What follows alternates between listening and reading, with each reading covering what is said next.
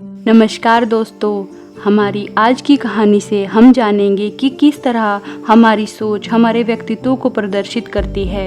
एक मजबूत इंसान हमेशा अपनी सोच से मजबूत होता है और हारना भी हमारी सोच के ऊपर ही निर्भर करता है। अगर हम चाहें तो हर असंभव काम को भी हम बहुत आसानी से और बहुत सरल तरीके से कर सकते हैं। वहीं अगर हम मुश्किल समझें तो आसान सा काम भी हमारे लिए असंभव के बराबर हो जाता है। तो आइए आज की कहानी शुरू करते हैं। एक बार एक भिखारी था जो रेलवे स्टेशन पर भीख मांगा करता था। रेल सफर में भीख मांगने के दौरान एक दिन उसने एक सूट बूट पहने सेठ जी को देखा। उसने सोचा कि यह व्यक्ति बहुत अमीर लगता है, इससे भीख मांगने पर यह मुझे अच्छे पैसे जरूर देगा। वह उस सेठ से भीख मांगने लगा।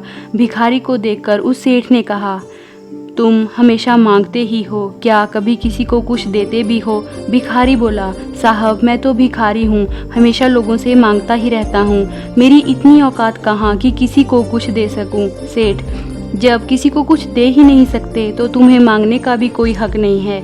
मैं एक व्यापारी हूँ और लेन देन में ही विश्वास करता हूँ। अगर तुम्हारे पास मुझे कुछ देने को हो तो मैं बदले में तुम्हें कुछ दे सकता हूँ।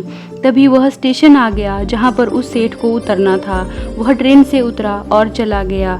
इधर भिखारी सेठ की कही बात के बारे में सोचने लगा। सेठ के द्वारा कही ये बातें उस भिखारी के दिल में उतर गई। वह सोचने लगा कि शायद मुझे भीख में अधिक पैसा इसीलिए नहीं मिलता क्योंकि मैं उसके बदले किसी को कुछ नहीं दे पाता हूँ। लेकिन मैं तो भिखारी हूँ, किसी को कुछ भी देने लायक नहीं हूँ। लेकिन मैं कब तक लोगों को बिना कुछ दिए केवल मांगता ही रहूँगा। इस बात को सोचते हुए दिन भर गुजरा, लेकिन उसे अपने प्रश्नों का कोई उत्तर नहीं मिला।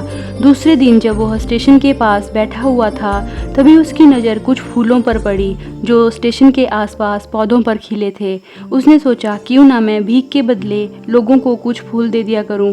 उसको यह अब विचार अच्छा लगा और वहां से उसने कुछ फूल तोड़ लिए। वह ट्रेन में भीख मांगने पहुंचा। जब भी कोई उसे भीख देता तो बदले में वह भीख देने वाले को कुछ फूल दे देता।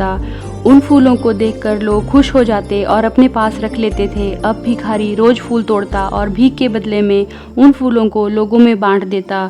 उसने कुछ ही दिनों में महसूस किया कि लोग उसे अब बहुत ज़्यादा भीख देने लगे हैं। वह स्टेशन के पास सभी फूलों को तोड़ लाता था।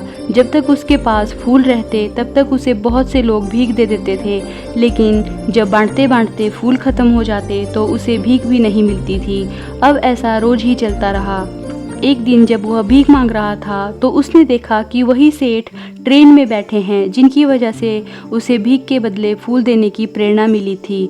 वह तुरंत उस व्यक्ति के पास पहुंचा और भीख मांगते हुए बोला, आज मेरे पास आपको देने के लिए कुछ फूल हैं, आप मुझे भीख दीजिए, बदले में आपको मैं कुछ फूल दे दूंगा। सेठ ने उसे भीख के रूप में कुछ पैसे दिए और भिखारी ने उसे कुछ फूल दे दिए।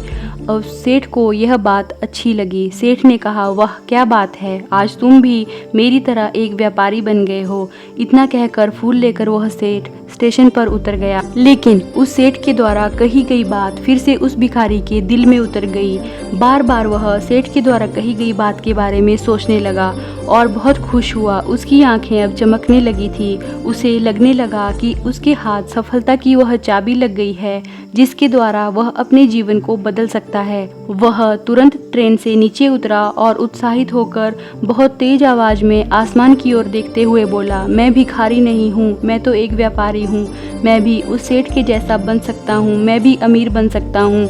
लोगों ने उसे देखा तो सोचा कि शायद यह भिखारी पागल हो गया है। अगले दिन से वह भिखारी उस स्टेशन पर फिर कभी नहीं देखा गया। एक वर्ष बाद इसी स्टेशन पर दो व्यक्ति सूट बूट पहने हुए यात्रा कर रहे थे। दोनों ने एक दूसरे को देखा तो उनमें से एक ने दूसरे को हाथ जोड़कर प्रणाम किया और कहा, क्या आपने मुझे पहचाना? सेठ, नहीं तो शायद हम लोग पहली बार मिल रहे हैं। भिखारी, सेठ जी आप याद कीजिए, हम पहली बार नहीं बल्कि तीसरी बार मिल रहे हैं। सेठ, मुझे नहीं याद आ रहा, वैसे हम पहले 2 बार कब मिले थे? अब पहला व्यक्ति मुस्कुराया और बोला, हम पहले भी 2 बार इसी ट्रेन में मिले थे।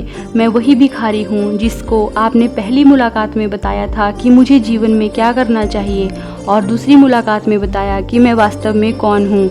नतीजा यह निकला कि आज मैं फूलों का एक बहुत बड़ा व्यापारी हूँ और इसी व्यापार के काम से दूसरे शहर जा रहा हूँ। आपने पहली मुलाकात में मुझे प्रकृति का नियम बताया, जिसके अनुसार हमें तभी कुछ मिलता है जब हम कुछ देते हैं। लेन देन का यह नियम वास्तव में काम करता है, यह मैंने बहुत अच्छी तरह महसूस किया है। लेकिन मैं खुद को हमेशा भिखारी ही समझता रहा।